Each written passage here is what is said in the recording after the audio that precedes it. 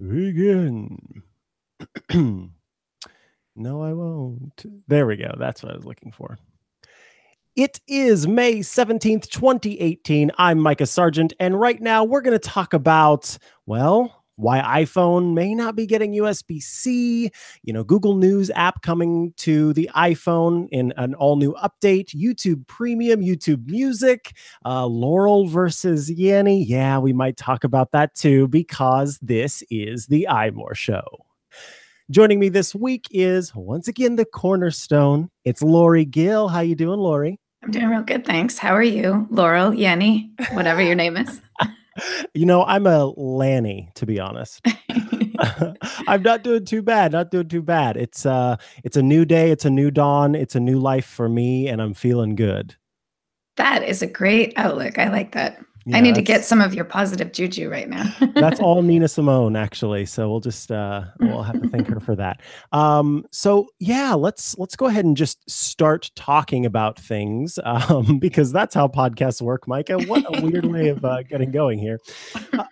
USB-C is this pervasive, starting to be pervasive technology that exists in many of Apple's MacBooks and many PC devices from all sorts of companies, and also in some phones. In fact, I have, not in front of me, but somewhere around here, an Android phone that has a USB-C port, and my router plugs in via USB-C, all kinds of stuff. But Apple's iPhone, this device that is pervasive, doesn't have USB-C, and they've got Thunderbolt technology that works over USB-C. So there's some logic maybe to the possibility of the iPhone getting USB-C, but Renee says that's not gonna happen. Can you tell us a little bit about that? Yeah, I was reading his assessment of the situation, and some of it does make a lot of sense. USB-C is definitely getting more and more ubiquitous. In fact, Apple touted USB-C as kind of the future of connected cables when it launched MacBook Pro. So we're definitely headed in that direction, and that does call into question, why didn't iPhone 10, for example, iPhone 8 and 8 Plus have USB-C? I think there's a couple of things involved here, and Renee is the one, he kind of put this to the forefront of the information. First being, if you recall, when we had the 30-pin dot connector and switched over to Lightning, the world pretty much just exploded because it was a new cable and everybody was so angry that we were switching over to something different.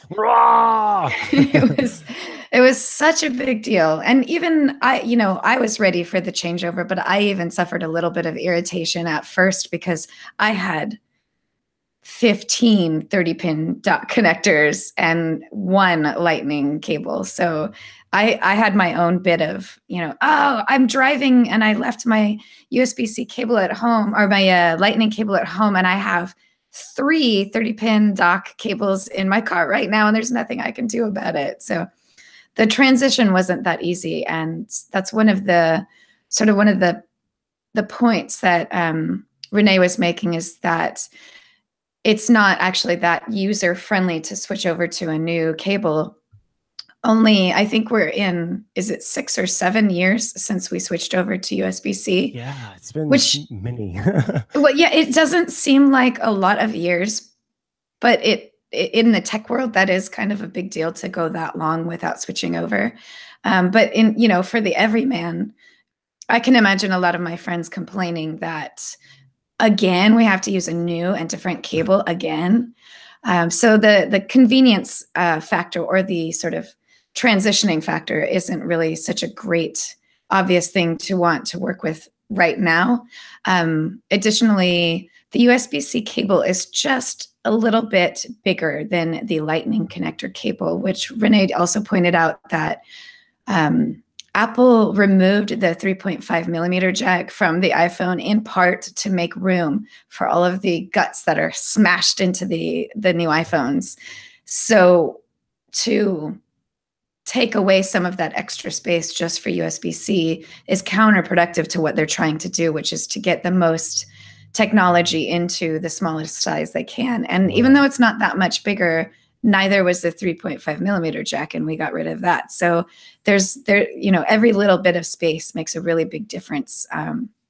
So until Apple can figure out a way to fit all those guts and have a little extra space taken up by the connector, or unless a new USB-C mini comes out, it might not be something Apple is looking into getting, even though it would be convenient for us to have USB-C across all our devices. That would be great, right? We'd all be happy with that. Yeah. It's faster. It works really great. And if we only had one cable for everything instead of having to switch between USB-C and Lightning, it would help. It would be nice. Although I look around and there are like 5 lightning cables all over my desk, and I'm like, "Please don't make me get rid of this wonderful technology that, again, I've just sort of built up those cables over time." And I may have only 2 or 3 USB-C cables because I don't have that much technology that uses them. My MacBook Pro is, the one right before the Touch Bar Mac came along, so I've still got the old school MacBook Pro with Retina display, which I love. But it's got, Thunderbolt ports and then your good old classic USB port. And like I said, the only USB-C devices I have are Apple TV, my router, and an Android phone that I sometimes pull out of a drawer when I'm feeling bored, I guess. I don't know why else it would come out of the drawer. Sorry. So yeah, I am okay with things staying the way that they are. Before we just go, I guess, all wireless anyway. I mean, the only thing now that I use the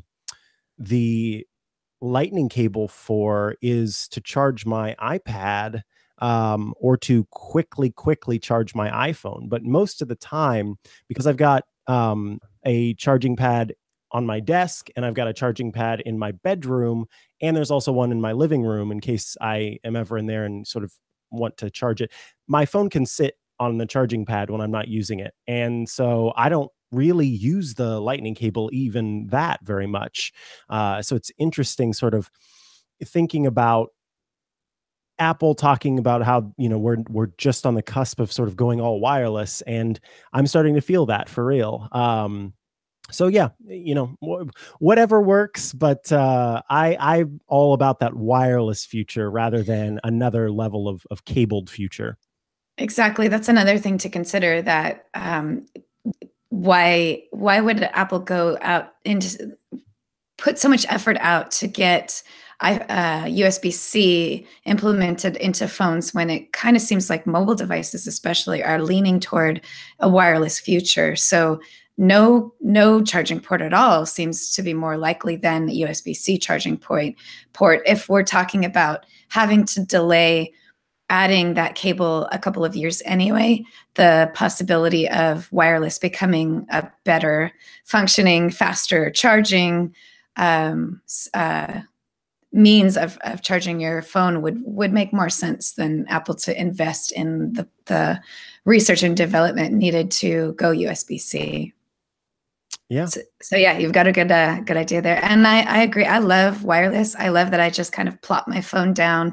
Like you, I have one in every room in the house. So I just plop my phone down on wherever the charging pad is in that room, and it's good to go. I rarely go too low on my iPhone unless I'm out of the house entirely. So Yeah, and when I'm out of the house, like, yeah, that's true. I guess when I'm out of the house and I'm in my car, then I will usually have it plugged in to charge. I could just do the Bluetooth, but I just sort of never want to have to think about my battery running low, so I do whatever I can to make sure that doesn't happen. you need a Um, wireless charging port for your car, that or a is wireless charger for your car. exactly. Yeah. I've been eyeballing some wireless charging docks that they have, Mhm. but I've yet to grab one. So maybe that'll be something I talk about soon on the show. Yeah.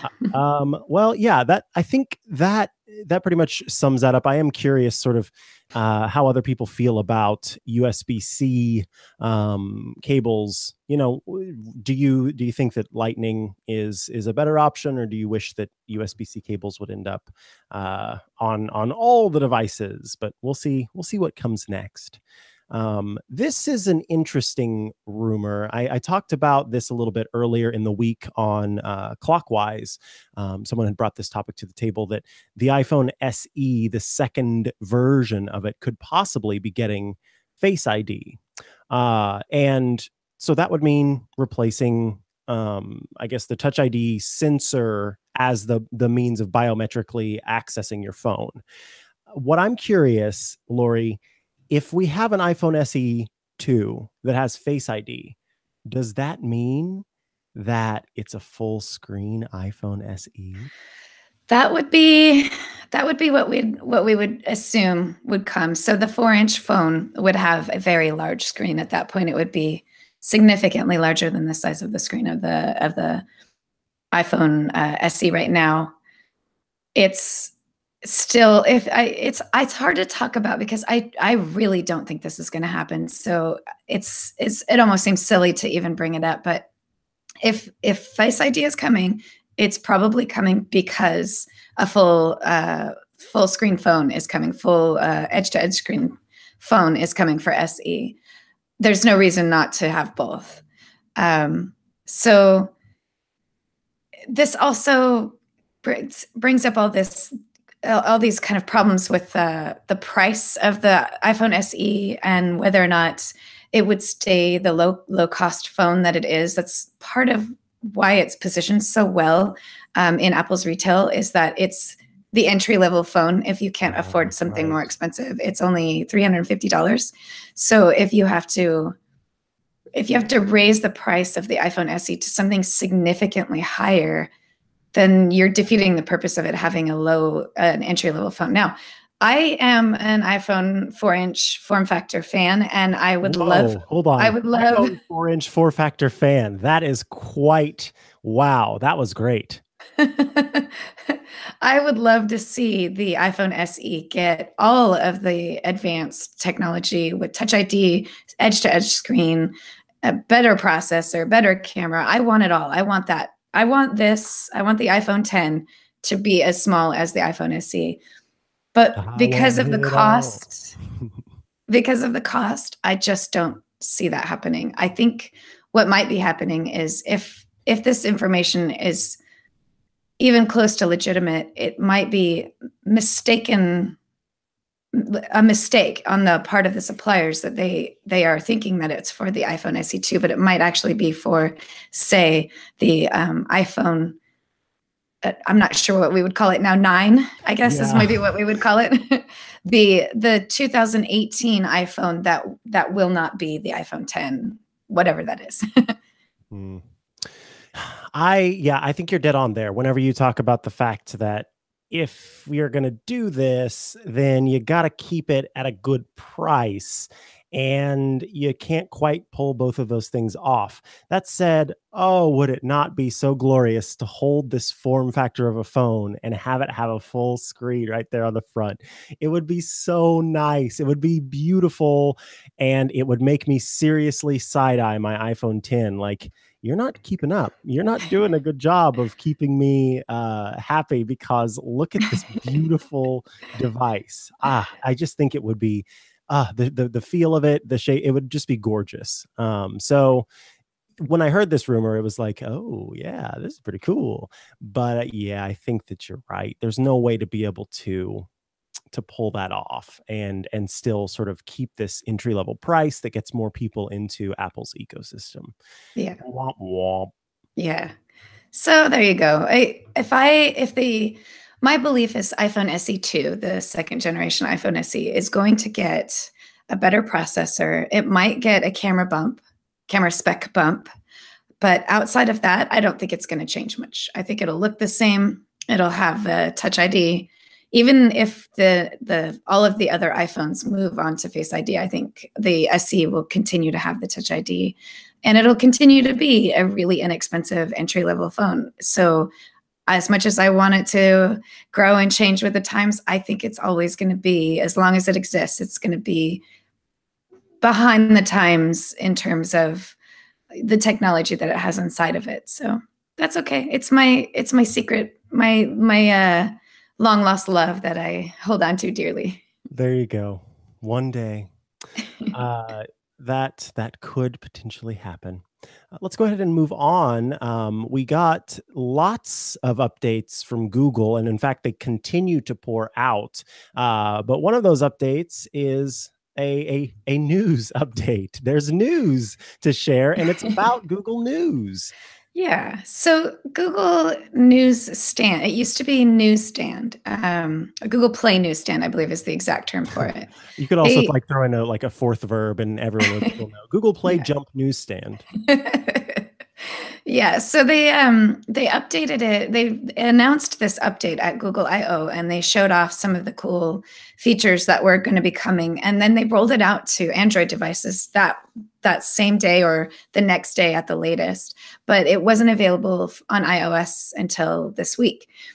So when it came out for iOS, I definitely downloaded it, updated it. Actually, I already had it downloaded. I updated it so that I could see all the new features, and you can liken it to the way Apple remodeled its news app to be more user friendly and look better and be more sort of engaging. That's what Google News has done. It's got a lot of new features. It looks better. It's easier to navigate.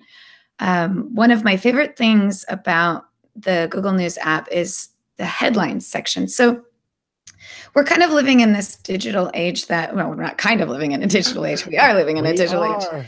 age that helps us get information that is interesting to us. But at the same time, by doing that, we're sort of putting a bubble around us so that we're not paying attention to the rest of the world, the rest of the information that's coming through the world that's not necessarily interesting to us. When my parents were, when I was a kid, my parents whipped out a big newspaper and sat at the coffee table or at the breakfast table and read the newspaper. They read all of the sections. They didn't just throw away the stuff that they weren't interested in. Maybe they only glossed over some stuff, but they read all the headlines and then kind of moved on from there. But when we start curating news to fit our needs specifically, we start leaving out the rest of the world. So in Apple News, for example, I have almost nothing but technology, gaming, things like that running through my For You tab.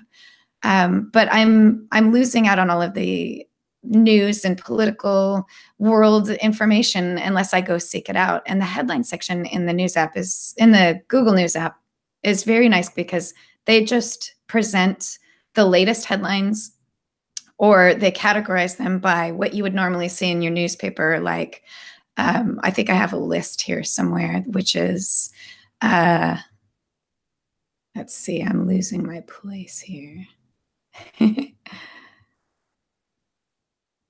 Okay, yeah, so it's U.S. World Business, Technology, Entertainment, Sports, Science, and Health. That's in your local newspaper. These are separate sections. Right. So you might not visit the headline section as often as you would visit the For You section because you do want information and news that caters to you. But just taking a glance at the headline section gives you the opportunity to check out, oh, there's a volcano erupting in Hawaii, and I didn't know about it before. Now I know about it. So it's really great to kind of check in with headlines so that you can kind of pay attention to what's going on in the rest of the world. Absolutely. That's what I like, is that sort of scanning quality where I don't, during the day, I don't get the opportunity to really keep up to date with the news and know sort of what's going on unless someone, decides to hot take about it on Twitter. And if that's not happening, then it may be a while before I hear about it. And so this idea of being able to just sort of go and glance and look and see, okay, now I know I've caught up with the news. And, some people say, well, you've talked before about having like an Echo in your home or one of those devices, and you can get the news from those. I don't really care to wait while the thing reads all of the news to me. I just want to be able to look myself, quickly zoom through it, figure out what needs to be, processed and thought about, and then the rest of it can just go away. And so any possibility for this is nice, and especially the way that you can sort of dive in and learn more that way. Yeah. Additionally, with like another great thing, in tandem with headlines, this isn't only available in the headline section, it's also available in the For You section. But for me personally, if I'm in the headline section and I come across an article that's something that just, some late breaking news about something that just happened, if there's a bunch of stories already in existence about it on the internet, and if there's already analysts talking about it, tweets being sent about it from professionals, Google News gathers all of that together. It's curated by somebody on the back end who is researching this information and adding all of these articles to what they're calling full coverage. So when you click on this one headline's full coverage button, you get to see all of the top stories that have been written about it, followed by all of the analysis that has been written about it, followed by tweets and videos. It's all there for you. Okay, that's neat. And it'll date back for as long as it takes for this particular subject to give you the full information. So, for example, if you found out that the net neutrality was repealed yesterday, but you didn't know anything about net neutrality, you click on the full coverage for that headline article that popped up yesterday, and then you get to read all of this history about net neutrality, how it came into play, the different decisions that have been made on it over the years since it's existed, the most recent repeal of net neutrality, plus the yesterday's reinstatement of net neutrality, plus analysis on whether or not it will continue to be reinstated in the future. So, there's lots and lots of things that gets kind of gathered into this full coverage thing, which really helps us become more informed. We're not just kind of being blasted with headlines. We're getting deep, long-term historical information about the content that we're reading. So it's pretty cool. Yeah, that you've sold me. In fact, I've downloaded it now because the being able to sort of pull from non-traditional places is really nice to get the story in places where I already typically am looking for the story. It's nice to be able to do that. So and I've got a briefing. It tells me the weather. Yes. And then, like you said, the newsstand where you can subscribe to stuff. All very cool. Yeah. And because of Google's data storage, which we can give or take in one form or another, it's already starting to populate for you what it thinks you're interested in. So you'll probably notice in the For You section of your briefings, you're already probably looking at articles that are interesting to you, even though you didn't do anything. If your Google account is signed in on your phone, it's already gathering that information and providing it to you. And that's pretty cool. That is very cool. I like that. Yeah. And you can, when the data that I know is being collected about me gets put to use in a way that is actually valuable to me. And that is sort of a reminder of why I am, sort of signing over this thing, because there are reasons to do it. And I think that, whenever you can have that reminder, it's nice. And you can go, okay, there is some value to me saying, yes, I will give you my data. As long as you don't abuse it, as long as you don't sell it, as long as you don't let someone else take it. Yeah. Ding, ding, ding. Exactly. So it let me know that apparently a bunch of Nest products were down overnight or something like that.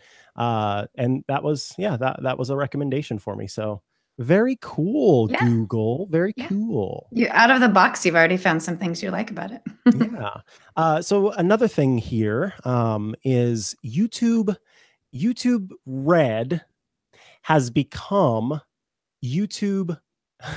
It's sort of confusing. YouTube Red has become YouTube Premium and then YouTube Music Premium.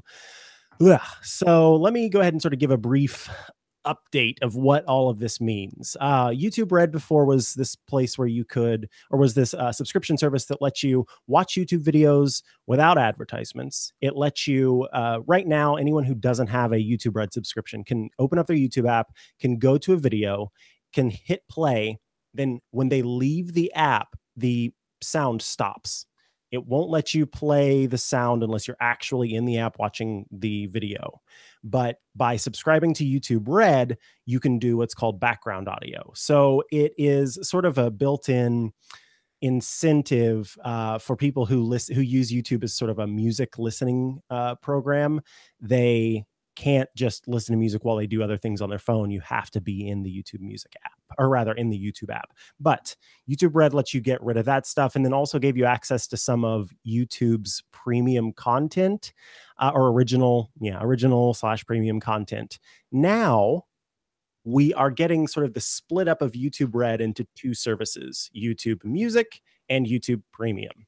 YouTube Music is, you can just think of that like Spotify or Apple Music or Amazon Music. I think that's what it's called. There are so many different ones. It's a music streaming service. You pay $9.99 a month. You get ad-free music. You can access their entire catalog of music. It's a lot of music. They offer playlists and things like that. And sort of the pitch meeting, I don't know, the pitch that app or that Google is giving you here is the fact that they have their AI smarts working on things, and so their recommendations could potentially be better.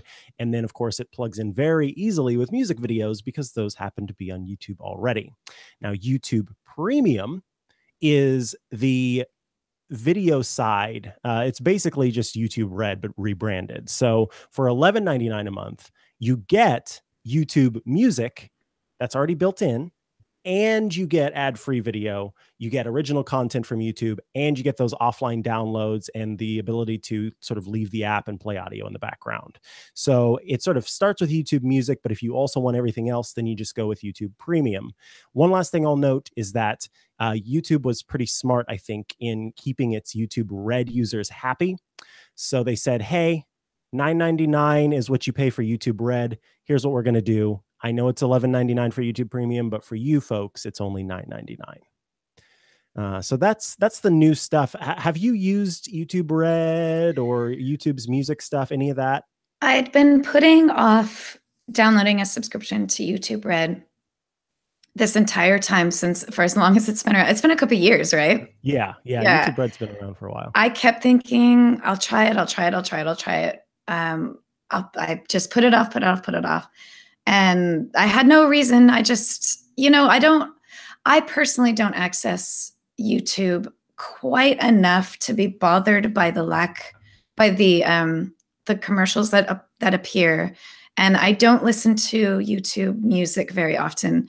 That I usually just go to Spotify or Apple Music for that. So it never really jived with me to pay for something I just don't use enough of. But they just roped me in when they told me that if I subscribe to YouTube Red now, that I have locked in the YouTube Premium the video YouTube portion of it for the $9.99 price. I might still end up canceling. We'll see. Like I said, I just don't think that I need it. Yeah. But I definitely decided that now is the time to enroll if I am ever going to do it, because I'm going to want the YouTube video subscription service more than I'm going to want the YouTube Music subscription service. So if I can avoid paying $2 extra a month, then I'm doing myself a favor. So we'll see. I just started it. I haven't even watched. Actually, I was watching a video right before you got into the chat with me. I was watching a little clip about Ellen DeGeneres for some reason. Oh, wow. I don't know. I clicked on it. So we'll see. We'll see how it feels. If it seems like it's really a benefit to me. I do watch YouTube videos on my Apple TV. Mm-hmm. But I don't mind sitting through the commercials, especially since you can skip them most of the time. So it hasn't really affected me or made me feel frustrated and wished I could get some sort of cheap service. So we'll see. What about you? Do you use YouTube Red? Yeah, I do not. For me, it's not worth the cost. I think, what you said earlier, they sort of almost pulled me in with hey, if you sign up right now, it won't cost you $12.99 when the service eventually launches. That's a pretty clever thing, and I think they'll get a lot of people with that. The fact that they pointed that out, but I don't watch enough YouTube videos to be bothered by the ads. And yeah, as you said, most of them you can skip. And I don't want to use Google's music streaming service because I already use both because I'm a monster, both Apple Music and Spotify. Don't at me. I know it's ridiculous that I have two music subscription services. I have my reasons. I'm not going into them, but We should have that conversation someday, though. sometime we will. I just had this conversation the other day with someone who was criticizing me for it, and I was like, no, there's a reason, I swear. Anyway, so yeah, like just neither of these things are for me. And I think of my siblings, my younger siblings, most of them are very, so 2 out of 3 of them are very into YouTube music, or rather YouTube, sorry, just YouTube itself. And so I could see possibly now I'm thinking of them having subscription services, and I'm like, they're too young for subscription. They're not, but in my mind they are. It's like I don't know, it's funny to think of them like paying a monthly fee for anything. So I could see them sort of, if the ads bothered them enough because they watch like YouTube video to YouTube video to YouTube video, maybe that's something that they would do. And the possibility to listen to music on YouTube in the background, that's nice. But for me, just not really anything that I am interested in or would benefit me really in any way. What they didn't clarify in their announcement today was two things. Google Play Music subscribers have access to YouTube Red. So when this change happens, they didn't really make it clear what do they get? Do they get YouTube Premium or do they get YouTube Music Premium? My guess is that it's only going to be YouTube Music Premium. I'm not sure, but that's my guess. And again, Yeah, this is not confirmed. And the second thing they didn't really clarify is, what if you're on a family plan? What is that subscription changeover going to be? So I think Google has a little bit more to inform us about, to let us know couple more things before. I think it launches next Tuesday officially. So, and something else that I think is a really big deal. It'll launch next Tuesday, and also coming soon, which coming soon for Google could mean years from now, but I don't think it does in this case. YouTube is the paid service is YouTube Premium. It's going to be coming to Austria, Canada, Denmark, Finland, France, Germany, Ireland, Italy, Norway, Russia, Spain, Sweden, Switzerland, and the United Kingdom. So that's a huge. They have just opened up the world to the YouTube Premium service, which I think is really great for people who have lived in countries that it wasn't accessible before. Now they actually get the chance to experience the ad-free, listen in the background, download for offline viewing or listening. It's great. I'm so glad that they've decided to spread this out to the rest of the world. Yeah, it's quite smart, I think, to make sure that everybody can get access to it, and then they'll build their sponsorship base, and maybe they won't change the service again next year over and over and over again. It's interesting, sort of the number of changes that have come. Okay, before we shout about Twitter being ridiculous, I do want to tell you all about, of course, our dear friends at Thrifter. As you know, Thrifter is a new way to save. I always say new. It's not new, friends. Thrifter is a way to save money on everything from gadgets to home goods. You shop based on value, not hype. That means you're going to get good deals, not those fake deals that really don't save you much money. If you sign up at thrifter.com, you're going to get thoughtfully selected deals from places like Amazon and Best Buy, and announcements of new products. Those will all be sent to you. It's all the stuff, none of the fluff. And we're going to hear from Lori on a potential good deal for you to check out on thrifter.com. Okay, so there's so much to choose from that I can't pick anything. I'm going to say this time, let's go with the item that is. I love it. I love it. Oh, here's something that's really great. This was announced a couple of days ago. The Nintendo SNES Super Nintendo Entertainment System Classic is back in stock.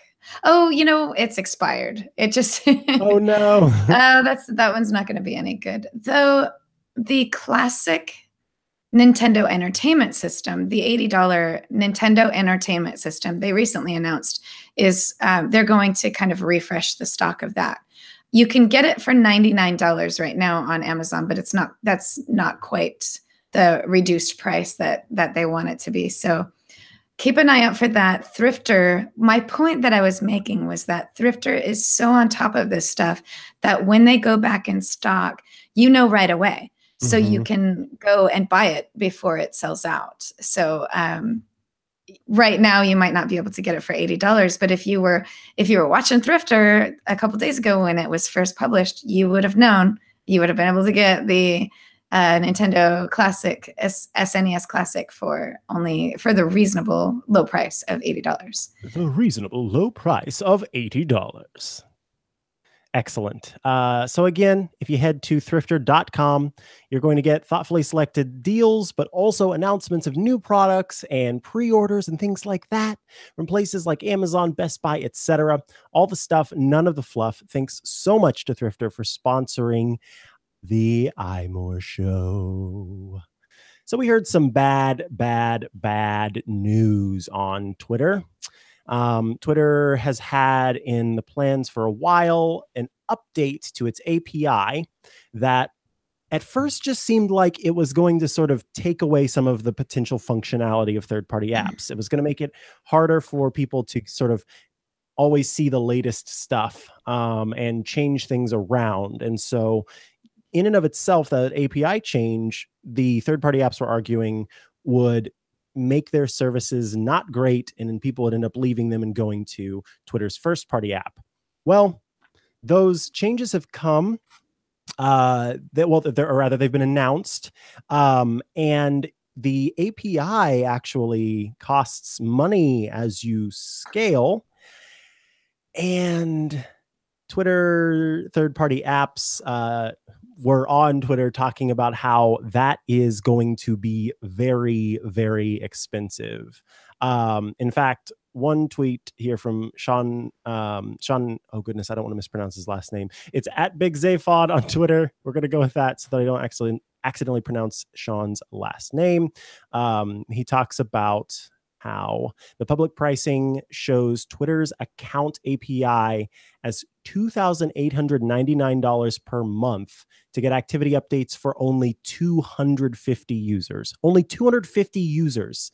Obviously, Twitterrific has a lot more than 250 users, and it's not going to look like it's affordable for many third-party apps to be able to use this new API, which means that they will not have access to Twitter's API, which means that they cannot show your tweets to you, which means migrating back to the first-party app.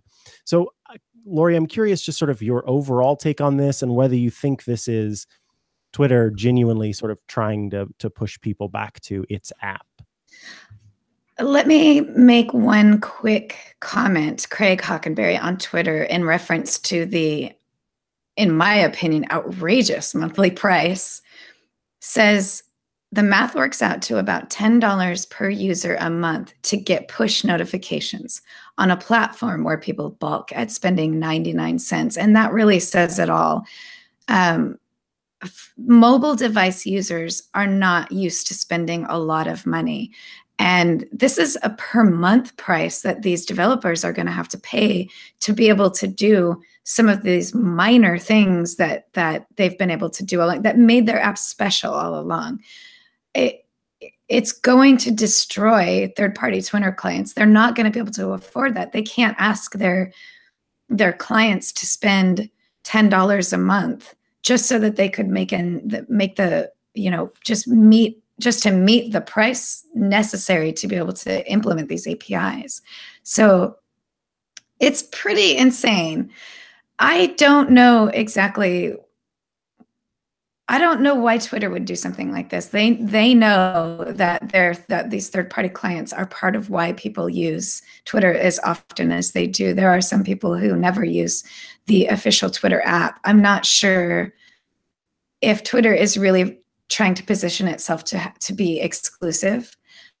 I guess if I'm not mistaken, Facebook doesn't, there aren't any third-party apps that let you No, use Facebook, right? no. And there So are maybe some Twitter in is, Instagram, there are some third-party apps, but they have very limited access, or they have to do stuff they're not supposed to do to be able to gain access. Yeah. So it's rare actually to have a social media app that allows third-party access. so it's possible that Twitter is trying to backtrack itself into being in more control over what people's user experiences with the Twitter feeds, which is such a terrible idea. They already opened up that door. They can't close it without it being a huge impact on the Twitter community. And in a world where social media trends jump and drop with just a snap of the fingers, Twitter could potentially just completely go under with a major change like this. It's possible that it will lead that company into a ditch because somebody else can create a very similar platform that Yeah. people will jump on. And we've even seen the like younger people aren't even using some of the social media apps that older generations are using, like Facebook and Twitter, for example. Yeah. So it doesn't take much of anything for it to go the way of MySpace. Is that really what Twitter wants to do? Yeah, I think the biggest thing here is that some of Twitter's most vocal and most what am I trying to say? Most vocal and most active users are using Twitter through third party apps. Um, and so you have again a very vocal minority. I think the greater majority of people on Twitter, maybe they tweet once in a blue moon, or maybe they just are the ones that look through Twitter and don't actually interact with anything. They're just using the regular Twitter app. There's no reason for someone who isn't at least partially a power user to use the third party apps. And that said, again, these are power users. These are people who use Twitter for work or for their hobbies, or just really like the place and like being able to communicate with people on it. And in that case, using a third party app may get them the things that they want. And so by messing around with stuff, you're angering what is part of, I think, the thing that makes the platform so lively. But the problem is, it's not the thing that makes the company money. The people that use the first party apps are the ones that see the advertisements, that that Twitter can track their activity more clearly and can make money off of them. I When I first started using Twitter in 2008, I think. I think yeah, it's been it's been a long time. Yeah, it was 2008, because I remember seeing my 10-year anniversary and was like, what in the world? I've been on here too long. But I used Tweetbot pretty soon after I joined for a long time. And when Twitter started adding new features that they didn't give to third parties as quickly, I switched over to the Twitter app and used it for a much longer period of time. And then I remember at one point, like, trying to switch back and use another third party app and did not like it anymore. And so to this day, I use Twitter's official app. So these concerns don't pertain to me so much, but like, I understand where this comes from, and the frustration is real and it's legitimate. And I think that if Twitter had just set out, like you said, with the way that Facebook or Tumblr or any of these other sort of social media platforms did, where it's just like, you can use our app to access our service and that's the extent of it, then this wouldn't be a problem. But Twitter's early success relied on the success of third-party developers. And I think now it doesn't as much, because it's a public company that needs to make money, and the best way for it to make money is through its first party app. Yep. That's what it comes down to, is the money, which you can't fault them for that. It's a very large company and they support a lot of servers and things like that. So it's not cheap. And humans. A lot of humans. A lot of humans. Jobs. Yeah. So yeah, I mean, I am not happy about it, and really think I hope that this sort of talking about this does make a change, because this is not okay. I think that, you know, the very active, very vocal groups should be able to use these services that they were already using. And I would hate to see those companies, those small companies, the Twitterifics and the tweet bots of the world, have to not be able to make money off of the apps that they worked so hard on for so many years and helped, make Twitter the place that it is today. So, it's all bad. It's all bad, and I definitely feel for everybody affected by this.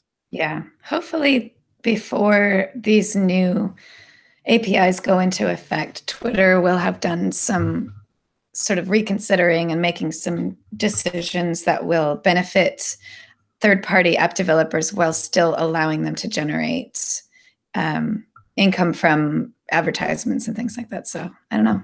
Hopefully. Yeah, fingers crossed. In good news ish, in positive news, we just found out yesterday that so that the Senate had put together I think, what is it called? It's called, I want to find the actual term. Sorry. A Congressional Review Act, which basically lets Congress say, hey, we didn't like this ruling that came forward and we want to vote on it and make a change. And so you'll remember that the FCC voted to repeal all the net neutrality positions that were put into place in December of last year. Well, they said on June 11th, that's when those net neutrality rules will, and that would put into place. But the U.S. Senate put the CRA together, or rather, the not just the Senate, but the Congress put the CRA together and said, let's take a look at this and see. The Senate yesterday voted and said, we don't like the FCC's repeal. We are reversing it with this resolution, and we, don't want this to happen. So all Senate Democrats and 3 Senate Republicans voted in favor of the restoration of net neutrality. And now, unfortunately, the resolution moves to the House. And if we look at the ratio in the Senate, where all Senate Democrats and only 3 Senate Republicans voted, we can get an idea of how the House might vote. Where Republicans have the majority of seats, it's 236 to 193. So it's not necessarily, things aren't necessarily looking up. Because also then it goes on to the president to say yes or no. So it's not great news, but hey, at least we won in the Senate. So I think it's also important to point out, since we're talking about it, it's not over, but we do have, this is where democracy is supposed to work. And I know it doesn't always work, but we need to tell our representatives what we want to hear. And especially if you're living in a region where you know that your representative is planning on voting to repeal net neutrality, write them, tell your friends to write them, tweet at them. That's actually been a new way that has really been successful. If a lot of people are sending tweets to their representative, it's not a private letter. The entire Twitter community gets to see that this representative is being asked to consider what they're voting on. It's really important right now. The only reason it passed the Senate, I believe, is because so many people came out and wrote and called and tweeted their representatives to get this back in place, to get it reinstated. So it's not the end of the world. There's still a chance that net neutrality could be reinstated and solidified. And I know it's a really yucky time because, it's maybe it would still stay reinstated. Maybe it would manage to get through the House, and then the president would actually veto it. It's possible. But for now, if we just kind of push, if the entire country says, I want to keep net neutrality in place, there's a lot of people out there that are in positions of power who will say, I have to listen to what my constituents have to say. So um, I'm trying to find the name of the website that you can go um, to find.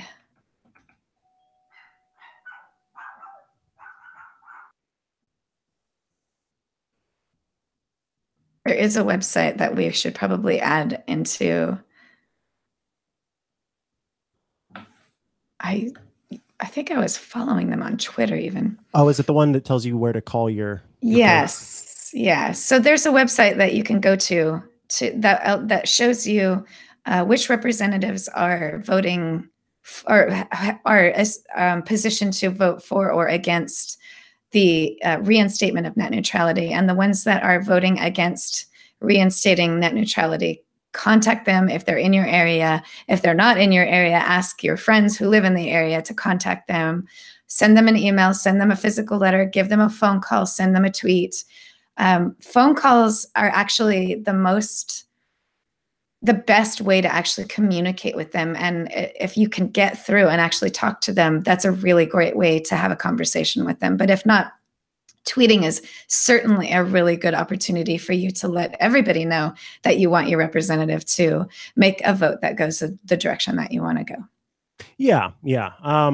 You should the call, as you said, is the best because um due to like records acts and things like that, they have to transcribe all the calls. Like it creates files. It produces a very substantial message, and it requires work in the office by actual human beings processing these things. And so it's a much better way of getting in touch with them and letting them know what you would like to happen.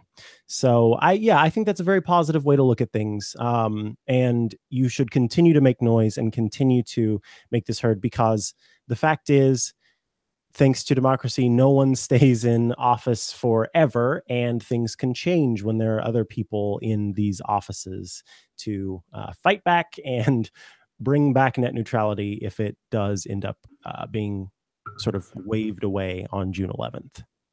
And the website that you can visit to find out which representatives are voting which way is battleforthenet.com. There So you go to go. battleforthenet.com, find out what your representative is doing, and send him a tweet, give him a call, send him an email. There's information on battleforthenet.com that can help you kind of get the word out. Get out the word and make your voice heard. Oh, look, that rhymed. You just wrote a song. There we go. Let's go ahead and move on now. You know, the internet was once again ablaze with the latest version of the dress debacle. You may remember a long time ago, there was this very oddly lit photo of a dress that, depending on how you looked at it, you could see the dress as blue and black or gold and white. And it had to do with how our brain processes colors in contrast to other colors and the way that the photo was exposed, et cetera, et cetera, et cetera. Well, now there's this new thing out where someone has played an audio clip and asks, "Is it Laurel? Do you hear Laurel or do you hear Yanny?" When the clip plays, you can, depending, different people have heard either thing, different people have heard both, different people don't hear either, different people hear some semblance of those things. I want to explain sort of the science behind this right quick before we talk about it. It's a mixture between physics and sort of like music and voice and sound theory. There is a concept called formants, and formants are all about the way that air molecules vibrate based on the frequencies that are sort of being passed through the air. So our voices, communicate at different pitches and different frequencies, and it changes the way that things sound. In this, Laurel and Yanny are actually both being said. One of them is being said at a lower frequency, so a lower formant, if I am using that term correctly, or at a different formant, rather. And one of them is being said at a higher frequency. and layered over the top of each other, the way that it sort of hits your ears and everything vibrates, one can be blocked out or you can actually hear it. So that's why, some people who, as you age, no matter who you are, no matter how much rock music you've listened to or only classical music at a 2 on the amplifier, doesn't matter. We start to lose the sensitivity of our hearing as we age. And usually that's in the upper frequencies. Those start to go away first. So you may only hear that lower frequency and sort of need to do some sort of filtering if you want to hear the higher one, or it may have just been that you caught the first one first. Lori, when you first heard this, what did it sound like to you? What was your experience sort of coming across this? Well, my first experience was, give me a break. And my second experience was, I hear Laurel, and anyone who doesn't hear Laurel is full of it. Oh. And my third one was, oh, no, I get it. Okay, because what I did was I saw a tweet from the Travis Newton on Twitter. We'll share the tweet in our show notes, and he adjusted the frequencies so that to help you understand why some people hear it one way and why people hear it a different way. No matter what, it always sounded like Laurel to me. Interesting. But when he adjusted so that when he adjusted it so that it was all highs, so that the high frequency was kind of maxed out, I could tell that it was a word that could have been misinterpreted as Yanni, even though I was trying to say Yanni, Yanni, Yanni every time it said Laurel. So I never could quite hear Yanni out of it, but it made sense to me why some people were hearing the frequencies different than yours, just like what you just explained to us. So I don't think it's as ridiculous. I don't think that people who hear Yanni are liars. But I mean, I could not. But just like the dress, I could not believe that there were people that were hearing this a different way than I was hearing it. So what about you? With the dress, did you also end up seeing both, or did you never get to see I never got to see both. I never saw them so both. sad. Oh no.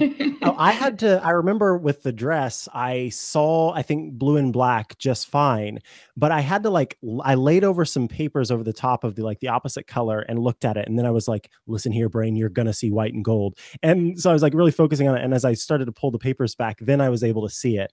But I think I've looked back at it now and I can't get it to shift back to white and gold again. But that's so funny because all I've ever seen was white and gold. Really? Oh, yeah. Wow. Yeah. Oh my goodness. I know.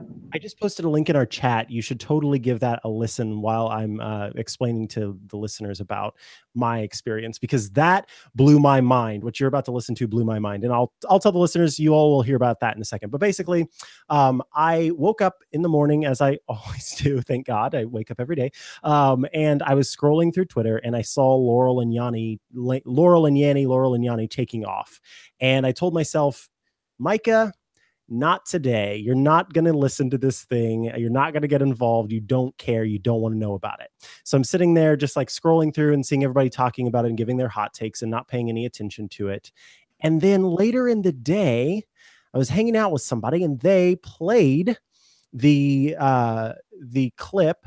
And so then I was involved at that point. Obviously, I heard it. And when I heard the sound, it was just sort of mumbling or something. It just sort of sounded like noise. But as soon as I asked, what is it that I'm supposed to be hearing? And they said, Laurel. Then I said, oh my God, okay, now I hear Laurel. And at first, the sort of noise that I couldn't quite place, it sounded like something that could be Yanni. So I was hearing Yanni, but not really Yanni. I was just hearing sort of wow, wow, wow. And then whenever they said Laurel, then it suddenly switched and I could hear Laurel and I couldn't hear the higher one. I couldn't hear Yanni anymore. So it's just, I love these things because again, they just sort of show us how much of our perception of things is influenced. So the tweet that I just shared with Lori, and not Laurel, is this interesting video where a guy is playing with this little plastic toy. And he says, you can hear the words, and I'm not even kidding, you can hear the words brainstorm or green needle. Yes, brainstorm or green needle based on which word you think about. And I sat there for a second and I was like, okay, brainstorm, brainstorm. I heard brainstorm. And then I was like, green needle. I heard green needle. And I had to download the clip and like play it on my own computer and make sure that it wasn't just like a longer clip and that he was playing the other sound afterward to try to trick people. And it was only that. So Lori, you just listened to it, I assume. Yep. Were you able to hear both? Yep.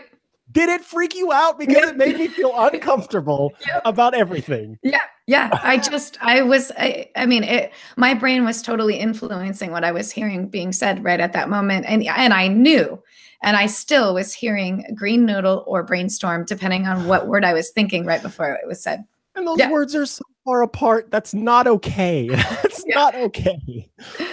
That's really impressive. It really does kind of make you want to learn more about the world around us and the frequencies we hear. Yeah. This explains a lot when we're sort of watching speeches or watching movies or listening to music, and we're misinterpreting words that we're just sure are a certain thing, and then we later learn are different. Like this is all kind of when you're with a friend and singing the wrong lyrics and they look at you like, what did you just say? And it's this embarrassing thing like, oh no, I've been saying it wrong for years. Yeah. It's pretty amazing what our brains will interpret for us. So it's pretty cool, pretty crazy. My mind is definitely blown right now with this green noodle and brainstorm thing. Yeah. So we'll include a link to that one as well. I hope that, you don't just have this existential crisis because of it, because I almost did. Like, is anything true in life? I don't know. Let's probably round things out. I'd love to hear you talk about this Nintendo Switch news before we say goodbye. Oh, this is going to be funny. Okay. I wasn't sure we were going to get to this, but I just thought I would throw it in there because it's pretty funny to me. So one of our games writers, Jazz Brown, wrote a bit of an editorial piece on this game that's called Night Trap that came out in, I believe, 1993. It is a horror-based video game that in 1993 was attacked by some people in the government. I'm sorry, I don't remember which. There was a sort of a group of government officials that got together and decided that there were a certain number of games that should not be allowed to be made into video games. And this game, Night Trap, was one of them. And honestly, this game is so vanilla when you think about what not just video games, but what horror has done since then. Like PG horror is worse than this Night Trap from 1993. It's really funny. But one of the most interesting things about this was at the time, the